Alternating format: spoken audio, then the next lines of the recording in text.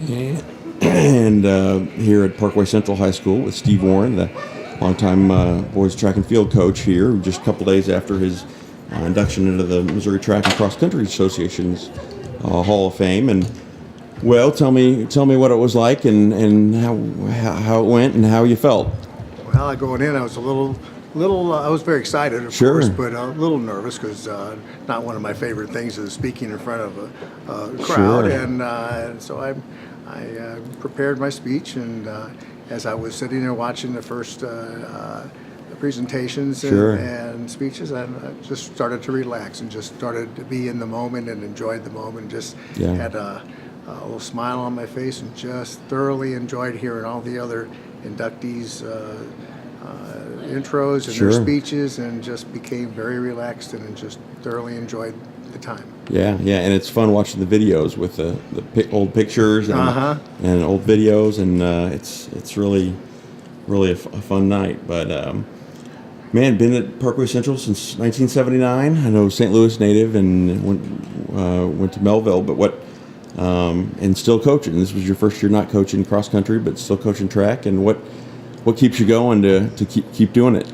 Well, I just thoroughly enjoy every day at practice. Meets are lots and lots of fun, of course, but I'd always take a great day of practice over any day, any good meet. Right. I'm just energized by the whole being with kids and trying to help them get better. Yeah.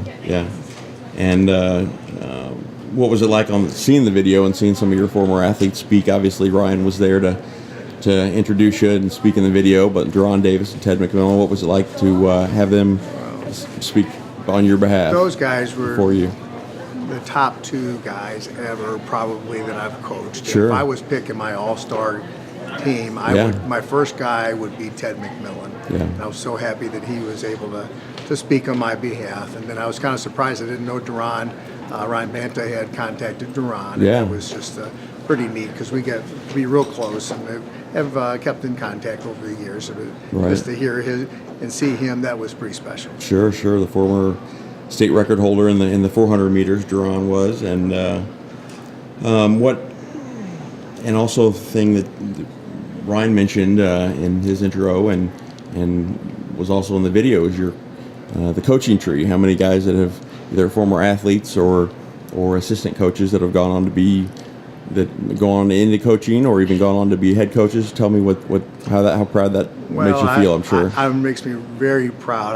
I got to go back to my coach from high school, Bill Zimmerman. There's several of us that ran for him that are coaching. Wayne Baldwin and there's several of us around. Gotcha. But then to start that happening at my own place, and then I have a chance to coach my own kid. But then there's so many, Daryl Levy and then Brandon Gregory, and these guys have gone on to win state trophies and things themselves. And of course, Ryan Banta's done the same. So it's just really kind of, wow, I didn't realize there were so many. Right. And it's just like, I guess I've been having fun, and maybe they saw the same thing and enjoyed it. So I'm glad that they found a career also. And besides the success on the track and in cross country, you mentioned, even more important was building relationships and trying to affect lives or enrich lives. So tell me a little bit more about that. And it's important, and I think that you mentioned the real victories are come not on the scoreboard, and a little bit about faith and just having an impact on kids' lives. Well, in my speech, I gave credit to Coach Z, who got me started in the Fellowship of Christian Athletes. Sure. Found Jesus in that, and then the whole rounding off to the end, and the athlete that sent me the letter, and he expressed in his letter to me how his faith was in it. Wow, that's a whole big circle that was really kind of special. There's a lot of stuff that goes on. We just become so close. As we're all working for the same thing, and I always say this is our team, it's not my team, it's not yours. We're in this together. And guys I see all over the place.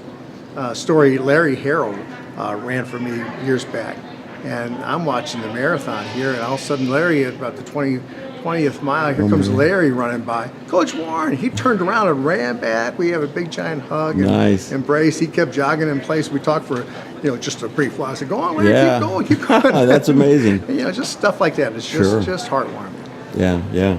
And how do you think your faith affected your coaching? I know, with me, that's a very important part of my life, and when I'm doing what I need to be doing, it's in all aspects of my life, and that I try to pass that on. Same way with you. Well, it is, and it's not a conscious thing that I'm going around wanting to do that for kids. If it comes across, you always want to be in your own faith where they can see that in things you do daily, right? And not that I'm out there, preaching every day at 3:30 or whatever. I think if you just carry yourself the right ways, they see that it comes through. Yeah. And I hope it does. Hope it does with all the people I'm around. Sure. And I don't think I could have my own faith without following what has been taught to me through the Bible. Right. And what you also mentioned a supportive wife. How important it is those spouses that never get heard of, or there are so many. There's so much that is behind the scenes, and the kids don't realize it, but there's so much at home, and you can't help but come home and talk about stories at the table, or this situation's going on, or that kid's feeling feelings are a little stepped on, or this parents are kind of leaning on you a little bit for whatever, and she just gives a whole insight in exactly, just see things clearly and say, think about it this way, and just helps me come to the next conclusion of what to do, and that's so important. Right. And you got to include your spouse in that, because if you leave those things out, and they're on the outside, and it becomes really a big part of your coaching, becomes part of your every day. Sure. And if you don't have your spouse included on that, that becomes a wedge more than a unifying. Right. Yeah. And tell me what it was like to not only coach your son, but then coach with him, and then finally coach against him. Oh, well, that's a blessing. Yeah. And he started out, didn't know he wanted to teach or anything, but he had gotten 2 years of college done, and I had an opening. I said, hey, we're looking for a coach. You want to join in? And he said, sure. Yeah. So he coached 4 years with me. Okay. While he was finishing up college. Right. His last 2 years of college, and so on. And then a little beyond that, and he did student teaching and went on and got hired at Fox and became their assistant coach, later their head coach. And, and then moved from there to Lafayette, assistant at Lafayette, and then head. Well, you could win the state title, he could win the state title. But everybody, every family gathering, that kind of stuff, for years, okay, who won? Who won? Well, it got to be so much fun, the parents bought us a traveling trophy. Oh my gosh! They're called the Warren Cup. So currently he has the Warren Cup. Okay. So it would go. I had it for a while. Then whoever would win the little dual meet or try or whatever we'd have that year, the trophy got passed back and forth. So it was always a thing of bragging rights and at the next birthday party or whatever. Right. Who had the Warren Cup? So we'd tell our kids we'd win state title, but if we don't win this dual meet, I said I'm going to hear about it for a whole year. Yeah, no kidding. So lots of fun in that way. That's great.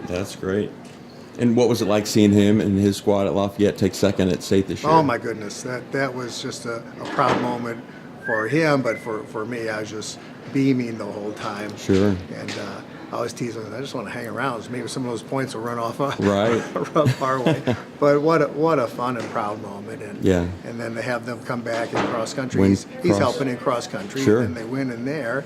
And what a score! 40 points, man, the lowest score. And unbelievable. Shot, yeah. Unbelievable. So it's just a blessing to watch it and see him come full circle and start out as just a newbie and just have his squads do so well. It's just really, really cool.